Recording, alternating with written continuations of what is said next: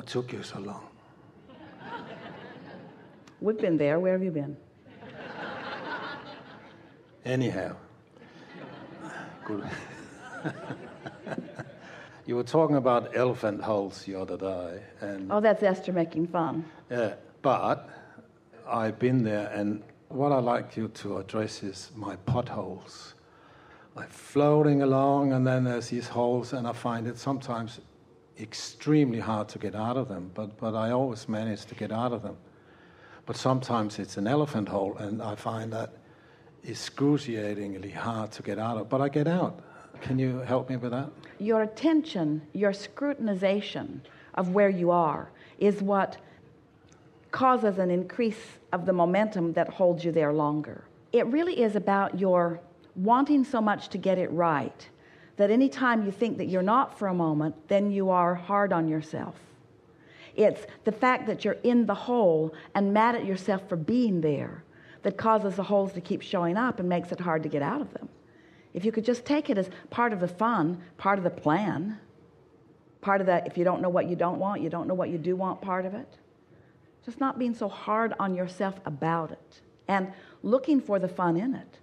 Esther was with a group of friends. They went off to one of the volcanoes, and they took 5 little 4-wheel vehicles, and off they went.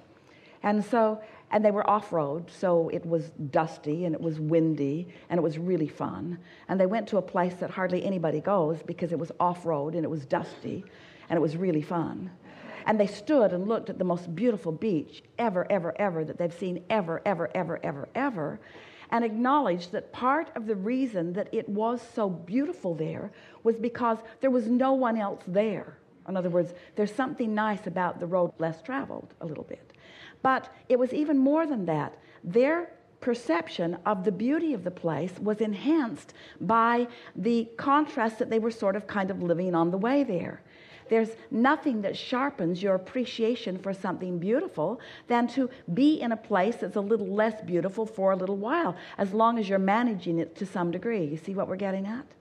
And then, to make it even more fun, so now they're moving up this mountain, and Esther, she's intuitive, she's inspired, she's tuned into us, she's got a really good nose, she's used to engines, she kind of has a sense of the road, she loves being on the road, she really loves engines, she can feel when there's an engine out of whack a little bit, and she could feel the engine out of whack a little bit. It felt to her like it was working too hard. She could feel it. She didn't know if she could, why she knew it, she could just feel it.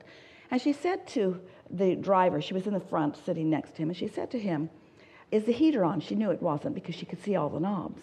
But it was her way of introducing the conversation because she could feel this engine is way too hot. It was hot on her legs. She could feel it too hot inside the cab. And he said, "No, the heater is not on." And Esther said, "The engine must be getting very hot." And he said, "No, the engine is fine." He's looking at his gauges. And then the thing just stopped.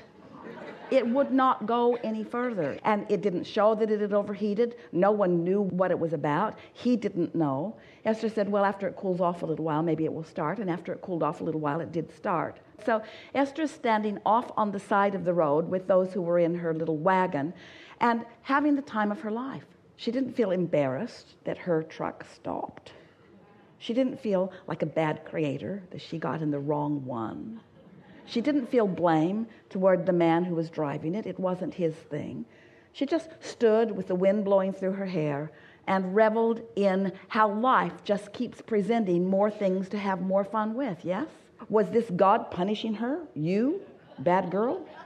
You get in the one that's going to break down on the side of the road. Esther knew she wasn't going to have to walk. In other words, they weren't out in the middle of the desert. There was no risk. There was no reason to feel anything other than fun about it. You see what we're getting at? And there's never any reason for you to feel anything other than fun about it. This isn't a signal from somebody that is acknowledging the badness of your being when you find yourself not clear about something. Just write it out and enjoy it and watch for the benefit of it. Because you said, "I'll go forth and I'll have experiences that will help me to define what I want." Period. That's all that's going on. That's all that's going on. You haven't done something wrong. You haven't made terrible mistakes. Your shoes are weird, however. All is well with you. All is well with you. And the nice thing about even the deepest elephant hole, eventually an elephant will fall in, you can crawl out on his back. There's always a way out. There's always a way out.